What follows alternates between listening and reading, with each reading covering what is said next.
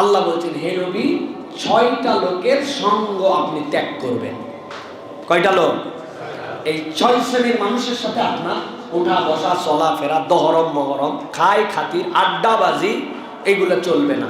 এটা আমার আজকে শেষ পয়েন্ট। আল্লাহ রাব্বুল আলামিন সূরা কলম, এই কলমের মধ্যে 3টা বলেছেন, আর সূরা কাহাফের মধ্যে আল্লাহ রাব্বুল আলামিন বাকি 3টা বলেছেন। আল্লাহ বলছেন, ওয়ালা তুতি' কুল্লা হাল্লাফিম মাহিন।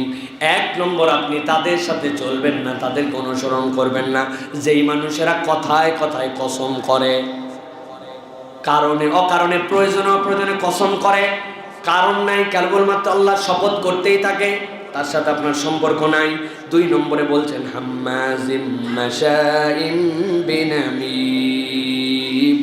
এই মানুষগুলা চগলখোর, ঘুরে ঘুরে একজনের কথা আরেকজনের কাছে লাগায়।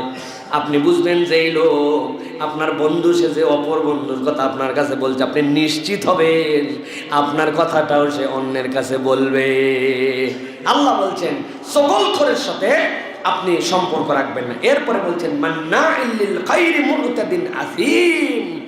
অবাধ্য, ভালো কাজে বাধা দেয়, ভালো কাজে বাধা দেয়, ইসলামের কাজ পছন্দ করে না, ইসলাম পছন্দ করে না, এরকম লোক, গোষ্ঠী, পার্টি, দলের সাথে আপনার সম্পর্ক থাকবে না। এই জন্য আল্লাহ রাব্বুল আলামিন এটা আমাকে নিষেধ করেছেন। এরপরে বলছেন, উতুল্লিন বাদা যালিকা জানিম।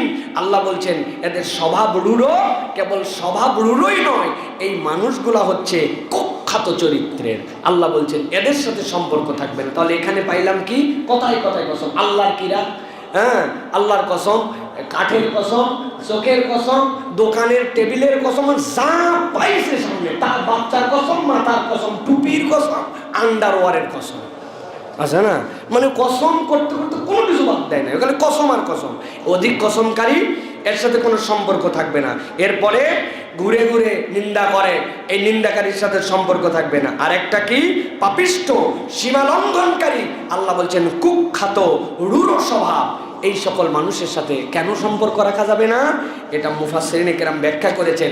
এই স্বভাবগুলা মানুষের মধ্যে সংক্রমিত হয়। কি হয়? কসমওয়ালার সাথে চলতে চলতে আমার বাচ্চা এসে একদিন বলতেছে, আল্লাহর কিরা। আমরা আমার বাড়িতে বেটা এরকম কথা জীবনে আমরা বলি না। তুই আল্লাহর কিরা শিখলি কোন জায়গায়? কে জানি বলছে, বাইরে গেছে, স্কুলে গেছে, আল্লাহর কিরা।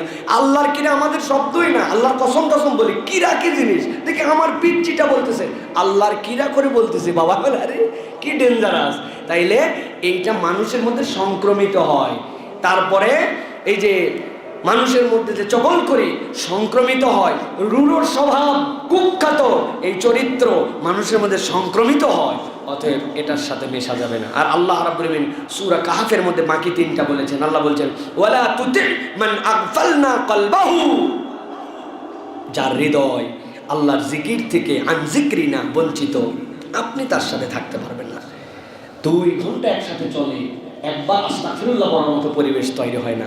এমন কোনো আলাপ হয় না যেখানে সুবহানাল্লাহ বলবে, এমন কোনো আল্লাহর স্মরণের আলোচনা হয় না। অথচ সুপার আড্ডাবাজি, নোংরামি, বাজে কথা, বিশ্রী কথা। 2 ঘন্টা বসে আছে, 3 ঘন্টা বসে আছে, বন্ধুর সাথে আড্ডা দিচ্ছে, একটু আল্লাহর জিকির নাই। আছে না ভাই আড্ডাবাজি? আল্লাহ রসুলকে আল্লাহ বলছেন, ওয়ালা তুতি মান আগফালনা কলবাহু আন যিকরিনা। সাইর স্টুলগুলো কি? আল্লাহর জিকিরের মজলিস না? ওটা তো গীবত কমিটির সেন্টার। আমি তো সবসময় বলি গীবত সেন্টার ওইটা। সমাজ বিশৃঙ্খল করেছে এই জায়গাগুলা। আল্লাহ বলছেন 2 নম্বর, ওয়াত্তাবা হাওয়া। যারা মন পছন্দ জিন্দেগি চালায়, আপনি তাদের সাথে সম্পর্ক রাখবেন না।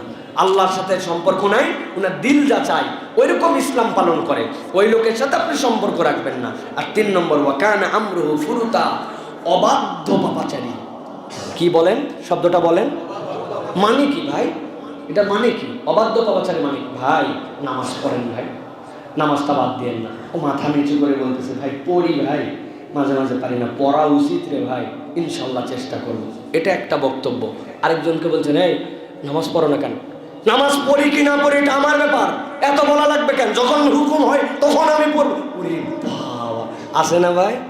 আল্লাহ বলছেন, ওয়াকানা আমরুহু ফুরুতা। এই চরিত্রটা হচ্ছে গুনাহ করে, তার উপর আবার হ্যাডাম দেখায়। আছে না? অ্যাডাম দেখায় তার উপরে, হ্যাঁ রাখবো না রোজা, করলাম না ইসলাম, হ্যাঁ। এই যে আল্লাহ বলছেন এই চরিত্র যার, তার সাথে আপনি থাকবেন না।